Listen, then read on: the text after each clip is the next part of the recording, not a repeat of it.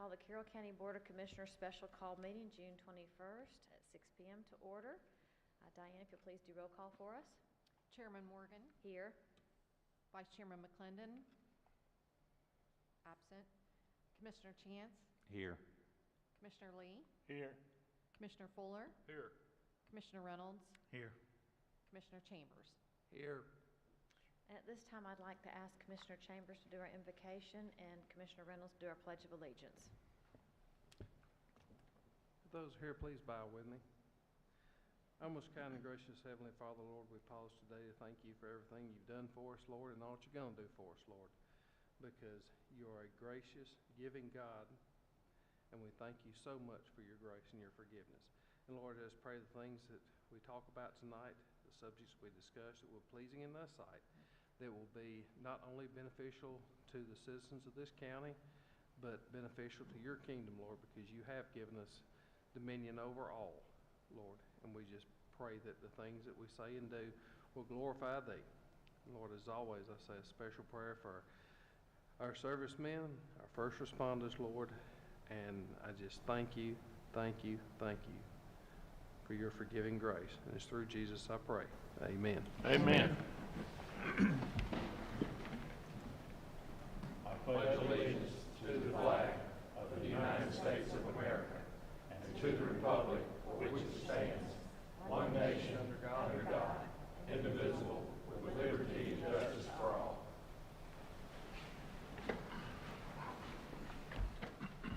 At this time, I'll take a motion and a second for approval of tonight's agenda. Motion. Second. Okay, I have a motion and a second. All those in favor? Any opposed? Motion passed 6-0. Next on the agenda is the approval of the minutes from the budget work session on May 25th. I'll take a motion and a second, please. Motion. Second. Okay, I have a motion and a second. All those in favor of approving these minutes? Any opposed? Motion passed 6-0. Okay, we'll move into the business session. And 7-1 is our City of Villa Rica Tax Allocation District. And I'm going to turn it over to Commissioner Chance to update us on our intergovernmental agreement and the progress we're at. Thank you, Madam Chairman. Commissioners, you have before you a revisement for a counteroffer that we are considering this evening. It should be Exhibit B, required IGA provisions, that is all in black ink. You also have another sheet that has black and a red line version. That was from our last or original counteroffer from last month that we sent. To keep confusion down, I'm not going to be referring to both documents. I just want to let you know that both are there, but I'm going to be referring to the original, or excuse me, to the new counteroffer for Exhibit B, required IGA provisions. And for the sake of time, I've gone through and I'm going to go through each one of these numbers, and I've kind of put in layman's terms or a summary of what each topic is covering. If you've got specific questions at the end or would like to read in detail, obviously the document is there for you to read further. Item number 1, we are proposing to limit the IGA that we have been discussing for the East Side TAD to 25 years for the county's participation for a bond amount that would not exceed $30 million. If the bonds are not presented by 2024, the county's participation would be null and void, meaning if those bonds were not issued for the project to move forward at that point in time, this IGA would be null and void. At this time, the second item is regarding no annexation. I have been working, I know, with some of the commissioners, our legal counsel, also our TAD experts, and then Chairman Morgan has also been working herself and through some of her staff. And so at this time, I'd like for her to discuss item number 2 in the counter proposal. Madam Chair. Thank you. So Commissioners, Villa Rica sent us a map of where they propose to possibly annex over the life of the TAD. And there's a larger copy right in front of you here if you need it. So I took what they sent us, and this is just Michelle Morgan's, y'all can change it, add to it, whatever, but I felt that the area south of Villa Rica needed to stay with the county, that we need to control the planning and zoning in that area, but the upper part, the purple area, they think they may be annexing in or at some point could. So this is really the map they sent that I made adjustments to. So I'll take a moment, if y'all have any comments. Like I said, nothing tonight is written in stone exactly, but there's some other areas you'd rather see not, or you're okay with letting them annex all the way down. And Madam Chairman, just for clarification, through the coding of the map, the color coding, there's some areas that the county is proposing that they could annex in. The other areas, we're not saying 100% no, we're simply saying those areas they would have to come back before the Board of Commissioners to seek approval. Great, thank you for correcting me on that. So yes, the upper area that just has the purple line with the white in it is an area that would probably work very well for them to annex in. The area down below that's kind of the purple with the gray etching, they would have to come back and ask us if we approve annexation. And there may be some areas in this gray area that we would agree to annex, let them annex in. It might work for both of us. But I just want to make sure we control the plan and zoning for the citizens that are Hickory level, all the way over kind of to Fairfield, just to protect the citizens on the plan and zoning. So the upper purple, they don't need any approval at all, or would not need. Wouldn't need any approval. Yeah. And now that's just my opinion. Yeah. If you want to change it, make all of it gray, it's okay. But Yeah. And I will say that this map has been condensed down from their counteroffer to us originally. There was more area in which they wanted to have uncontrolled annexation. So just to make the abbreviated point that this is condensing down what they had counteroffered to us. So I just have a legal question, I guess, on annexation and preventing annexation, period. Whoever is here, Avery, that might be able to answer this. So can we, and especially given, recent state legislation addressing this and so on, can we in fact legally prevent or prohibit or restrict, or whatever the word is, annexation from a city? In other words, it's one thing to have it in black and white, it's another thing for what's in black and white to be enforceable. The attorneys who are working on this IGA for the county have said that yes, that the agreement would be enforceable and binding, so that if agreed to by the city, that it would prevent them from annexing the property. Okay. And that brings my next question, if I can. I recall something being discussed a long time ago, and I don't know where this came from, but the idea is that contractual provisions made under one administration are not enforceable or are not applicable or would not be enforceable in a subsequent administration. So what about that concept? Because, I mean, again, we can have a great document, everything enforceable today, but in 2 years or 4 years, it may not be enforceable. You are correct that you generally cannot bind a future administration. There is a statute that allows you to do that through an intergovernmental agreement, where you can have intergovernmental agreements that last longer than a year period, subject to certain requirements that must be met in those agreements. And so as long as those agreements have and meet those requirements, then you can construct IGAs that are enforceable and do bind future administrations. Okay. And is this such a document, or do we have those? Again, the attorneys that are drafting this for the county have said that yes, it is such a document that would bind the city and future administrations of the city. Okay. And are we satisfied by that answer, or do we need another entity to look at it, or, I mean, are we assured enough, I guess, of that? They do this is what they do. They do Okay. IGAs, they do it for the Beltline in Atlanta, they do it for, I mean, they have a laundry list of entities and governments that they've done this for in the past, so they know what they're doing. Okay. Do you want me to hold questions until you get to the end and then go back through the document, or do you want me to ask them as we go? If you wouldn't mind, just for, I guess, for the community's sake that's For trying to brevity. listen, so they can, I guess, maybe go through each one of the items, if you wouldn't mind, sir. Okay. So item number 3 is the city would have to ask for the county's involvement on any additional TADs. That's sort of self-explanatory. The whole purpose of creating a TAD is for the financial benefit. So if they wanted to do something on their own and we didn't agree to it, or the school board system didn't agree to it, it's of no financial benefit to the city. Number 4, no amendments to the redevelopment plan, which means the county's tax allocation increments may only be used for the anticipated uses that are outlined currently. Number 5, a work plan and financial statements. The city will create a work plan for implementing the East Side TAD with proposed budgets for years 1, 3, and 5. Also, 60 days prior to the first covered bond issuance, the plan will be presented to the county for review. So what we're trying to do here is not just approve something open-ended on the front end. We're trying to be a part of the management of the process, if you will, as far as the county's interest throughout as this process moves forward, if it's the wishes of the board to so approve the IGA.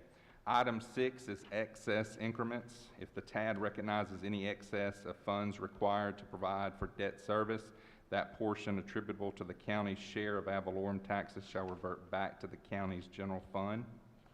Number 7, the county shall have a representative on the redevelopment agency or other governing board with respect to the East Side TAD.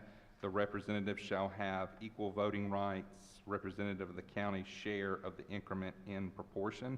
Again, I'll remind you, commissioners, there are more details that shore up all of these points. I'm just trying to give summaries for the sake of time. Item number 8 is annual financial reporting. The city shall provide annual comprehensive financials to the Board of Commissioners within 60 days after the end of each calendar year. Item number 9, excess funds to the county. Any funds remaining in the East Side Tax Allocation District Special Fund after all redevelopment costs and covered bonds have been paid shall be paid over to the county in proportion. Item 10, urban enterprise zones. No new urban enterprise zones shall be allowed during the length of the East Side TAD. The UEZ are essentially additional tax concessions, infrastructure incentives, and reduced regulations to attract investments, which will not be permitted based off these terms. Item 11, fire tax payment. This is referring to the pilot payments in lieu of taxes. We are asking for an aggregate amount of $6 million, which shall be paid to the county, which must be paid in full prior to December 31st, 2024. The city shall provide land within the East Side TAD to the county for the purpose of procuring a new fire station. Here again, there are more intricacies involved with this item, where our fire chief would be involved to ensure the lot was an appropriate size for current and future growth. We would also be controlling through the payment to us the construction of the building, the type of equipment that we wanted to own as well. The city will pay 59.95% of the fire insurance premium tax it receives to Carroll County for the purpose of providing said fire services throughout the duration of the TAD. And after the completion of the bond repayment, these terms for fire insurance tax premium will then revert into the future SDS or service delivery strategy. So what we're doing here is we're trying to add an additional revenue and operational stream to help us cover cost. Right now, the city currently takes in a little over $1 million in fire insurance premium tax. They're paying approximately 40.05% to Douglas, so we're asking for the remainder of the 100% of the 59.95%. In their counteroffer to us, they did ask, they were offering some monies, and then we're talking about additional negotiations in the future with SDS, and so what we're trying to do is just accomplish both and saying we're just asking for that remaining of the 100% that they're receiving, since the county is the one that provides fire service currently for the city. 12, cap of administration fees. In the event that the cost of the admin exceeds 2% of the covered bond proceeds, no portion of the county tax increment shall be used to fund the admin costs in excess of 2%. 13, notification of special conditions. The city shall notify the county if any special conditions, stipulations, or requirements are imposed by the city or the school board. 14, economic incentive fund. If such a fund is created, the city will ensure said monies are only used within the TAD that have historically experienced unemployment, poverty, or little to no retail or residential growth. 15 is reimbursement. The city shall reimburse all reasonable fees to the county upon a successful completion of an IGA, which would be an amount not to exceed $25,000. I did want to give a little bit of a recap. The first thing I want to talk about is, again, reinforcing what is the TAD. It allows the incremental increase in property values to be foregone to help pay for infrastructure. So whatever those current values are now and the tax revenue that we're currently receiving, we would continue to receive that income throughout the duration. It's once there's a building, retail, housing, it's once that new development happens and there's an increase in the value, that is the portion that we would be foregoing. I also want to make it clear that this is not a traditional tax abatement for developers or companies. These companies and developers and businesses that come in, they will be paying 100% of their taxes, including property taxes. We are simply allowing the diversion of those taxes to go to help pay for government-controlled infrastructure, such as roadways, water or sewer infrastructure that is within the city. So I just want to make that clear. That's not like a traditional abatement that we have seen sometimes in years past that may come before us from our development authority. I also want to talk about the 25-year time period. I did have some discussions with our legal counsel and also with our TAD experts who said that you do traditionally see an average length of these type TADs for around 30 years. So we're being extremely conservative, we feel, with 25. And the reason for that is the way the repayment is created for the bonds is that the only entity, if you will, that is held liable for the repayment of that is the actual generation of sales tax revenue. So if at the end of a time period, you know, the full bond is not paid back, the county's not going to write a check, the city's not going to write a check, the school board's not going to write a check. So if they have estimates to pay it off in 10 years, 12 years, whatever that is, that's why there's an additional time frame to make the bonds actually marketable on the market for someone that's willing to buy it up to say, I'm giving myself more time because the only person or entity I can go after is the actual sales tax generation. So I do want to explain that is the reason why you're seeing a higher number there based off when it is hoped that this could be paid off in favorable economic conditions. I know for myself, and I've tried to include, you know, everyone, your thoughts, your processes through this that have spoken up and wanted that to be. I know for me, I was very concerned about services. You know, what would this impact look like for services for Carroll County? And I feel like what's in this agreement where the city is having to provide us with land, they're having to provide us with the cost of a fire truck equipment, they're having to provide us with the cost of the construction of the new firehouse. I feel like the additional revenue that we were asking to continue, which is that fire insurance premium tax, 59.95% of what they're currently receiving, I really think levels the playing field that this does not make other citizens in the county, if you will, subsidize what is happening here. We are putting enough on the front end that the city is having to agree to make up, if you will, for that we would be foregoing in the incremental increases if there's an increase in services, and I know that there will be when you bring more people in. The other point I would make, a prime example, I think the retail will do well, hopefully. You look at Publix that is right on the opposite side of the road. You've got 98% of Mirror Lake that lives in Douglas County. So Publix is on the Douglas County side of the city. They're absorbing that parking lot is full every single day. They're absorbing 100% of that sales tax revenue. If the grocery store is built right across the road, if there was just 30% of those Douglas County residents that came over to that shopping center or to that grocery store, then that's 30% more of sales tax revenue that we're getting from Douglas County residents that we never would have gotten, I don't think, if a grocery store wouldn't built just right across the road, which is a part of this TAD agreement. Also want to say growth is coming to the city of Villa Rica.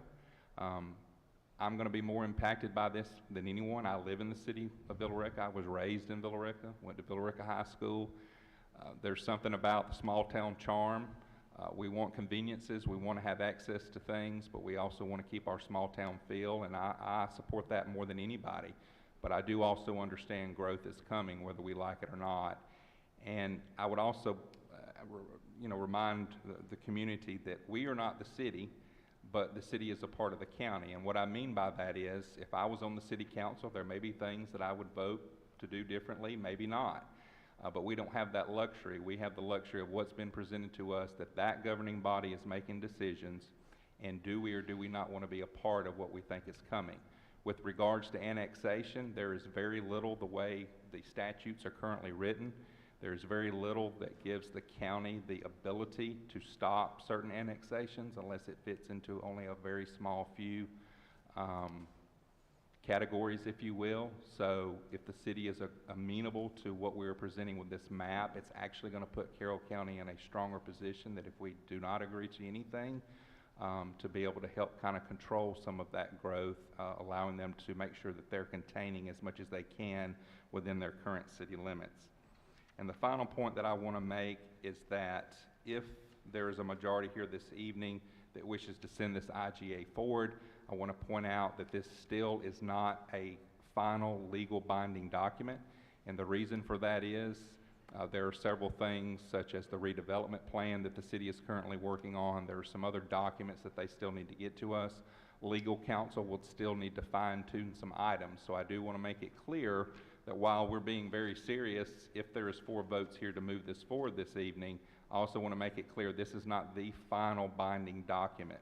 Our legal counsel would still have to bring back that final legal binding document to bind the entire agreement, if you will. This is simply laying out the terms in which we believe the county is amenable to put ourselves in the best negotiating position that we can. So I did want to clarify those points. I'll be happy to answer any questions if I can, or the chairman or our legal counsel if we're able.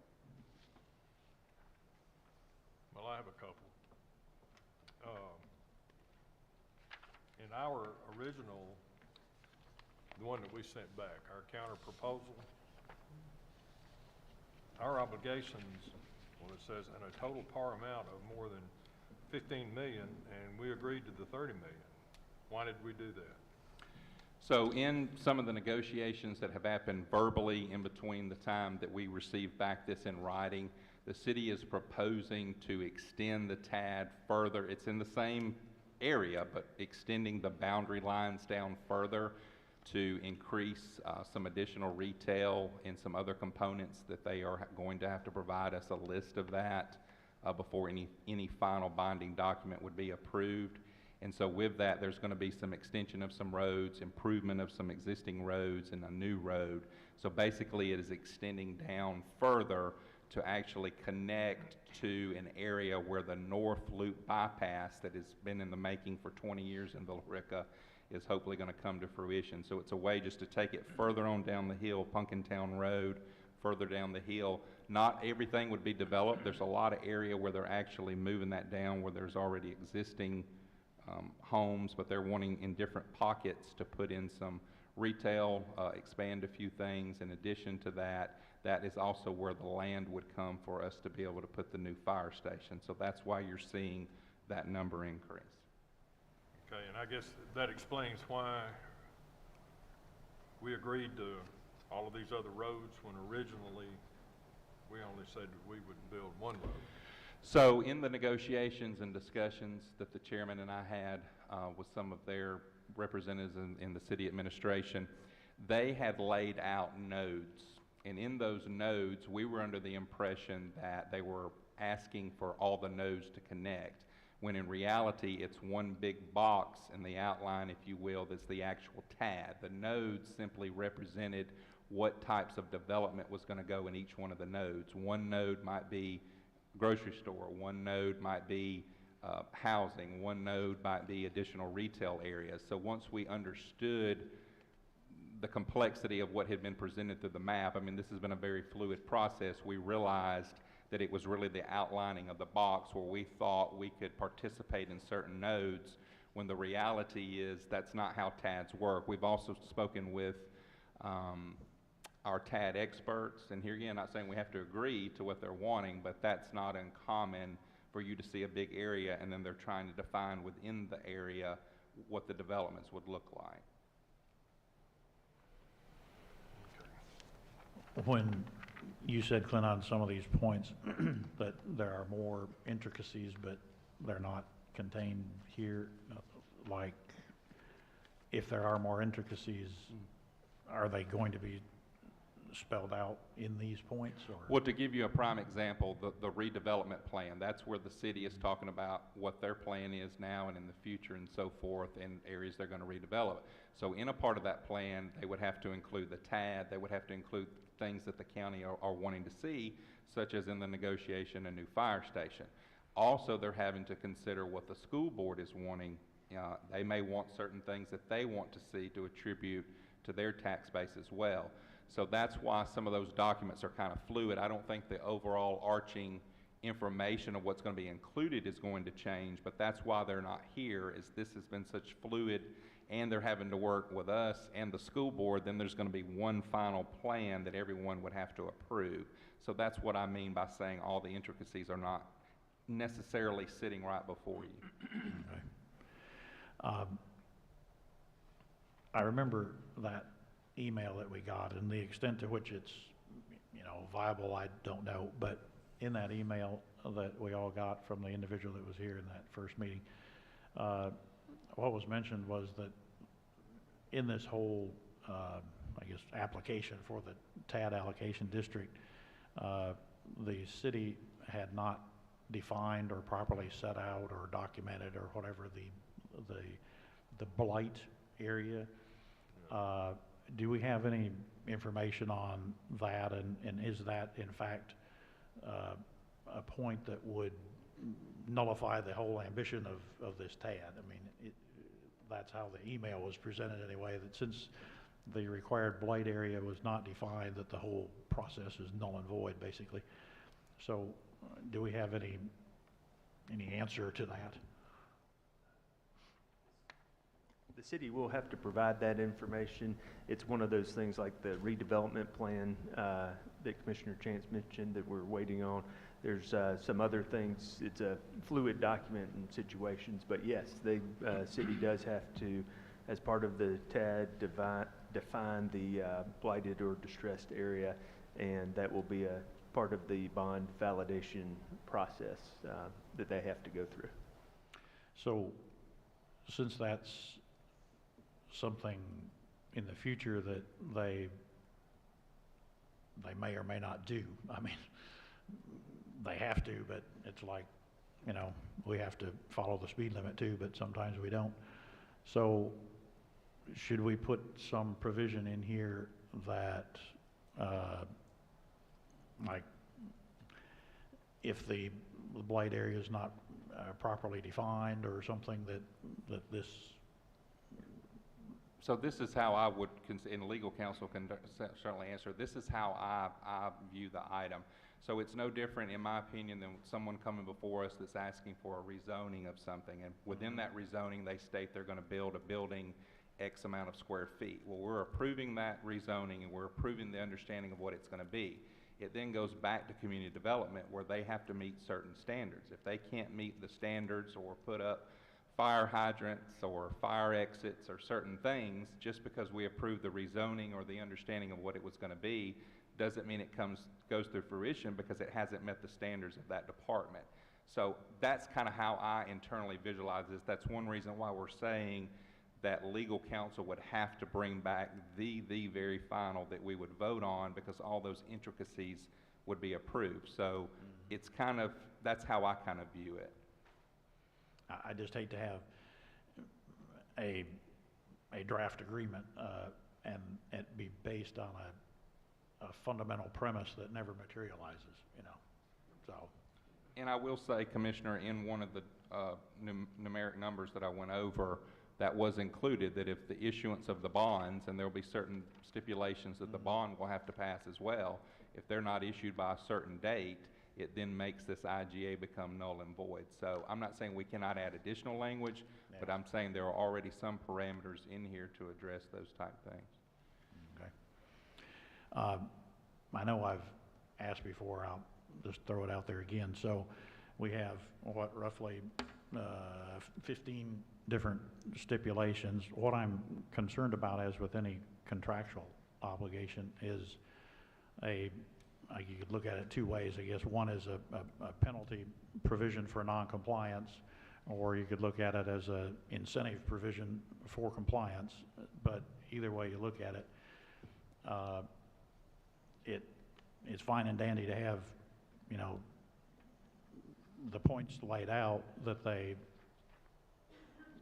are obligated to do, but if they don't, should we not, what was legal's counsel on this point, I guess, that, and I didn't see the most recent email, about penalty provisions for noncompliance, because I come from a whole environment of, you know, trust but verify, and actually with a very skeptical notion about trust. So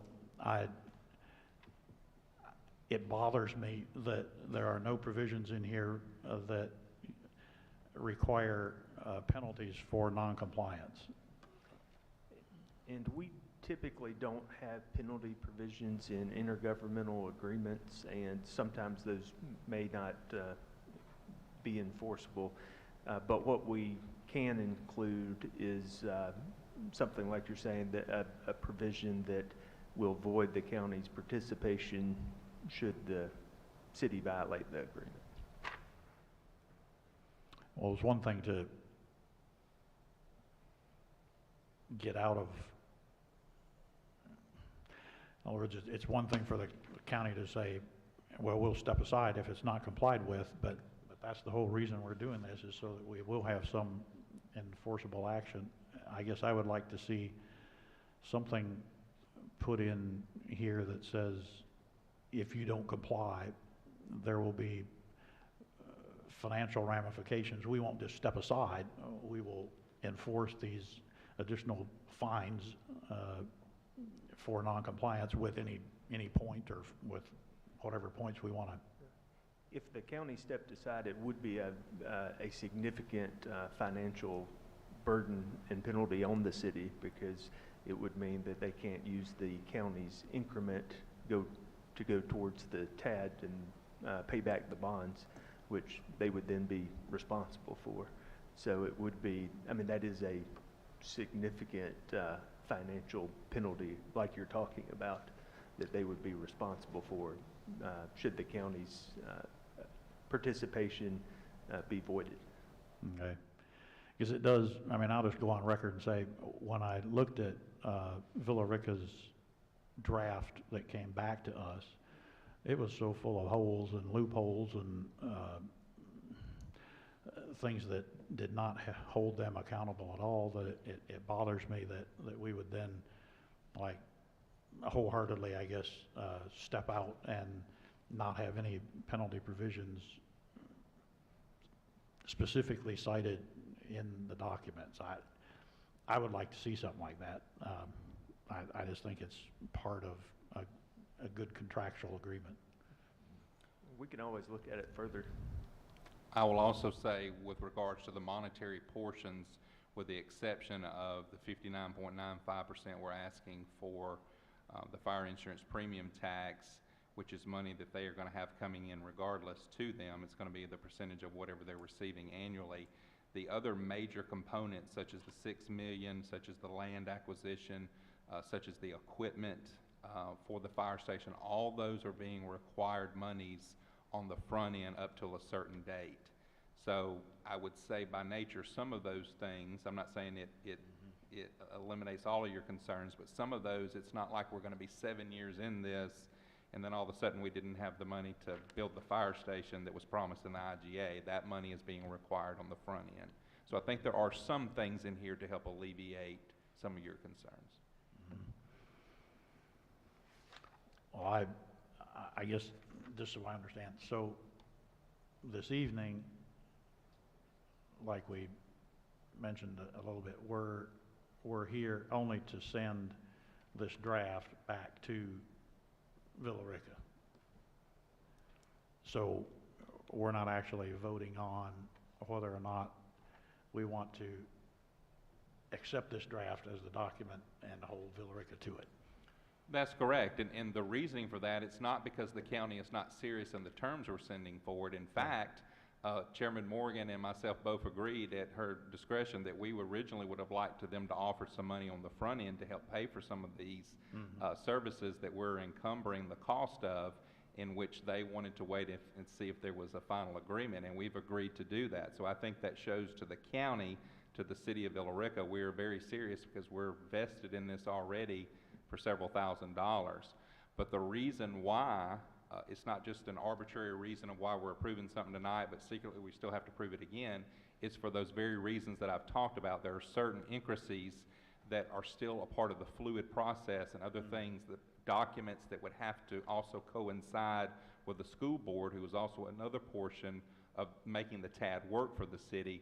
We don't have all of that. Not that I think it will be drastically different than what you're seeing here, but that's the reason why. So you're correct, but there's also a reason why we would have to vote once again.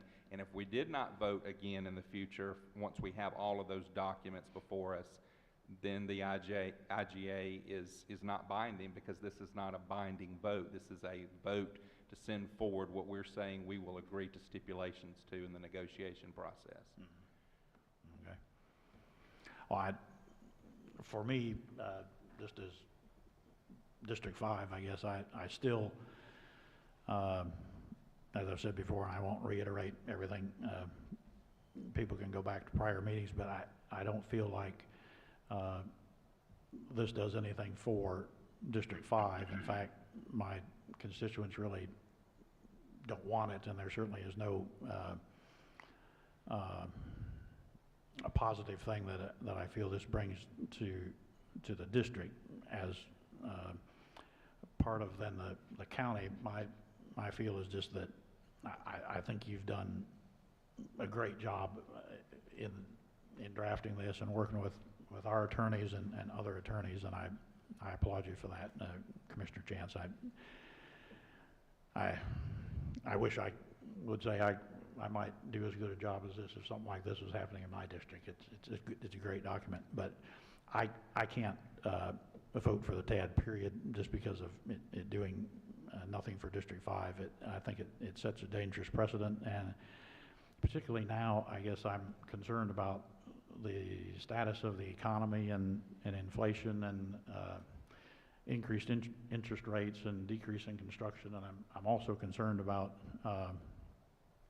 bringing whatever the numbers are. Villa Rica told us at one point, I think 4,000 to 5,000. The next meeting it was 1,800 to 2,500 or something. But anyway, say it brings 2,000 to 5,000 homeowners and or renters, many of which would be renting right at the Douglas County area, and it invites that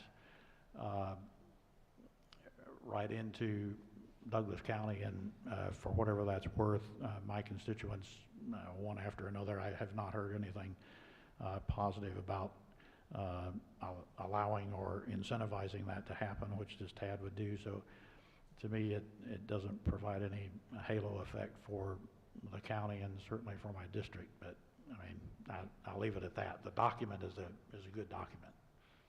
And I appreciate that, Commissioner, and I respect your views. And like I said, I have tried as best I can to mitigate some of those concerns in the document, such as them having to pay for fire station equipment, land. Yeah. Right now, we're not getting anything operationally to assist. If they agreed to these terms, it would be $600,000.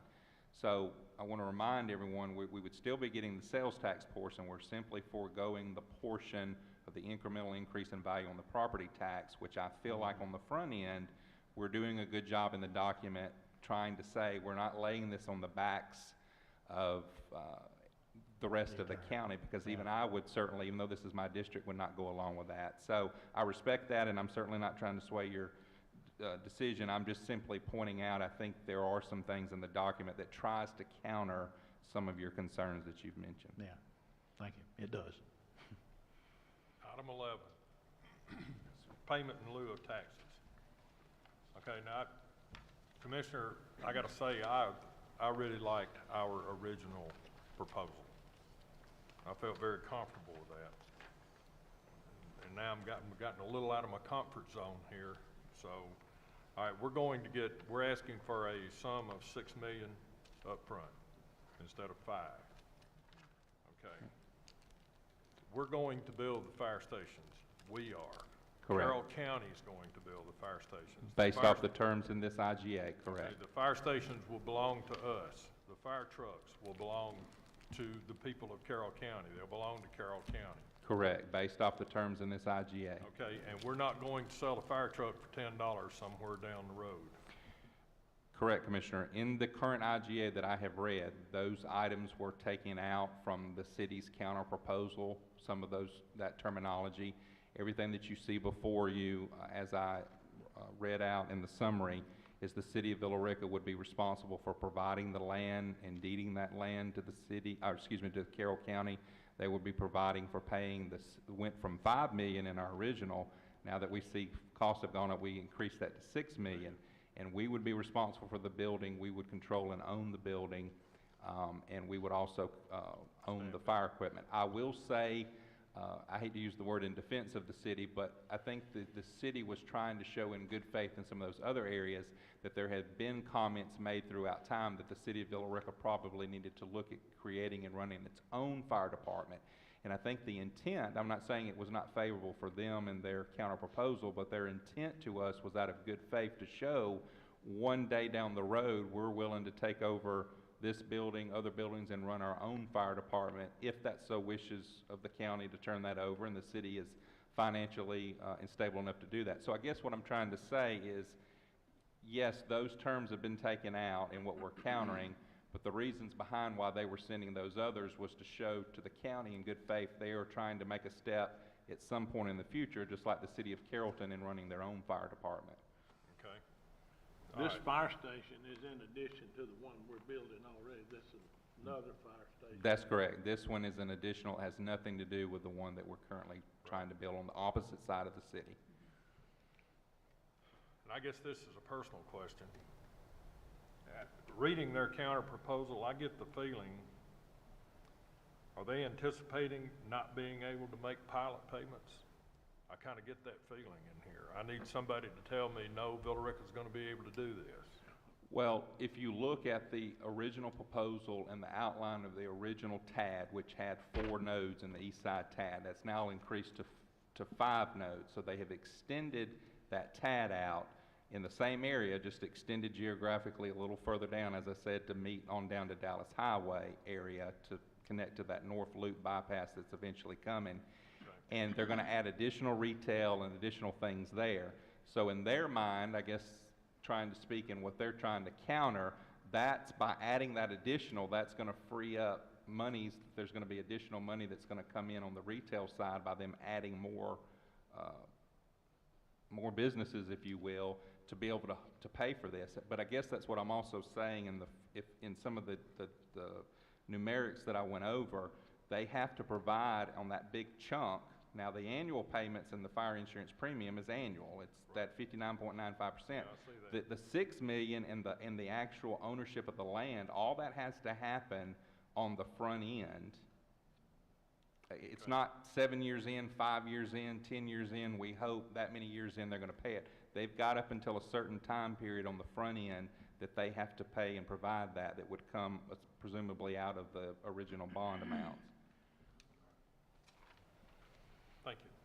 Yes, sir. And isn't it your opinion that they're going to do this anyway, with us or without us? They're going to make this TAD happen.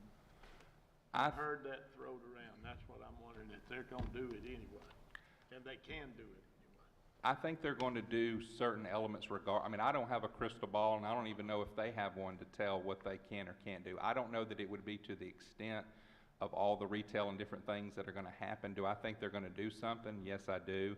Do I think growth's going to happen regardless? Yes, I do. Do I think this exact plan will happen regardless? I would say probably not, but a good portion of it might. The other part, in thinking about on the county side with the services, if growth is coming anyway, if we do not do this agreement and they continue to grow through residential, through commercial, whatever that may be, we're still responsible providing services. So while we may be getting in certain amounts of money a couple of years from now after things hit the tax digest, we're already on the precipice of that new station can only service so much. I mean, it's getting around as best it can, but there are so many wrecks in front of Walmart, so many wrecks on Interstate 20, it's servicing the high school, the industrial park, a lot of areas that it really is at the point the county needs to consider something on that side of town anyways.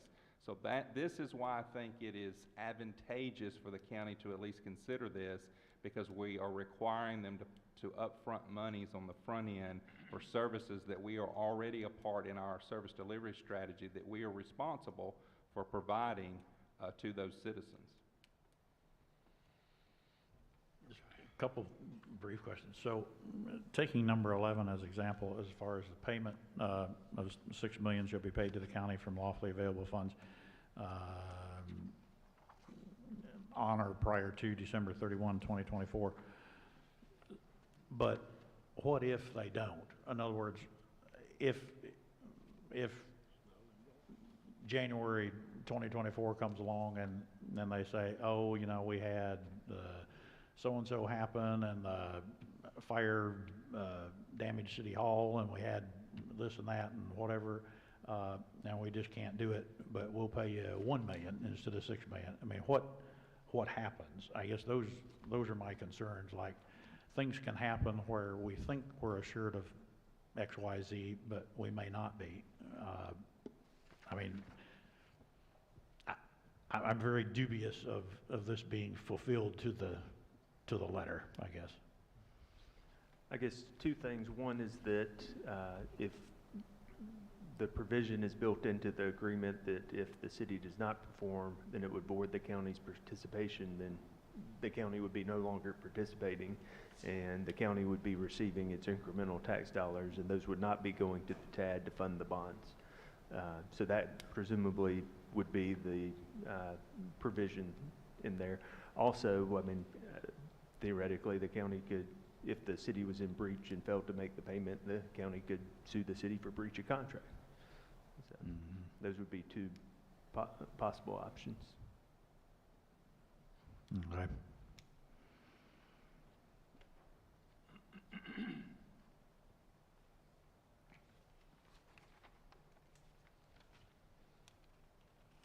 And since we get to identify, I guess, in this paragraph, the second paragraph of number 11, the land, and it will be specified in the revised IGA, we won't be subject to getting, as I mentioned earlier, a 1/10 of an acre of swampland to build our fire station on. That's correct. Chief Barnwell, the city administration has instructed some of their consultants to reach out to Chief Barnwell.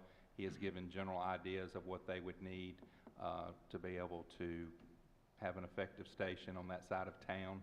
And so, yes, that is an understanding that our county professionals would have to agree to what that land lot size looked like, correct? Okay. I feel okay sending this,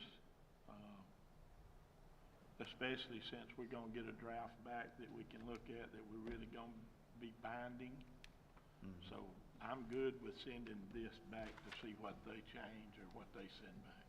So would you like to put that in the form of a motion to, that we would send this draft back as presented to the board? Well, As a non-binding. Yeah, thank you, I was gonna say. I'd like to make a motion, Madam Chairman, to approve the terms as presented to the City of Villa Rica regarding the IGA for the East Side TAD, with the understanding this counter proposal is not legally binding if or until the Board of Commissioners votes to approve the final IGA version presented by our legal team. Second. Okay, I have a motion and a second. Is there any further discussion? Anything you particularly want taken out of this at this point?